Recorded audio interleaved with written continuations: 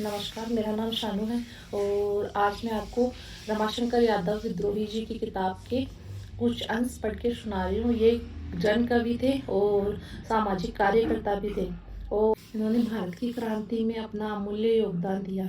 और इनका नाम विद्रोही इसलिए पड़ा क्योंकि ये सरकार पे कटाक्ष करते थे और उसी को उन्होंने अपनी कविता के रूप में लिखा है और उसी कविता के मैं आपको कुछ अंश पढ़ के सुना रही हूँ।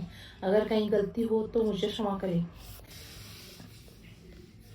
कुछ औरतों ने अपनी इच्छा से कूद कर जान दी थी, ऐसा पुलिस के रिकॉर्ड में दर्ज है। और कुछ औरतों ने अपनी चिता में जलकर मरी थी, ऐसा धर्म की किताबों में लिखा हुआ है। मैं कवि हूँ, मैं करता हूँ, क्या जल्दी है। मैं एक दिन पुलिस और पुरोहित दोनों को एक साथ औरतों की अदालत में तलब करूंगा और बीच की सारी अदालतों को मनसूख कर दूंगा। मैं उन दावों को भी मनसूख कर दूंगा जो श्रीमानों ने औरतों और बच्चों के खिलाफ पेश किए। मैं उन डिक्रियों को भी निरस्त कर दूंगा जिन्हें लेकर फौजे और तुलबा चलते हैं। मैं उन वसी वसीयतों को खारिज कर दूंगा जो दुर्बलों ने भुजबलों के नाम की होगी। मैं उन औरतों को जो अपनी इच्छा से कुएं में कूदकर और चिता में जलकर मरी है फिर से जिंदा करूंगा। उनके बयानात दोबारा कलमबद्ध करूंगा।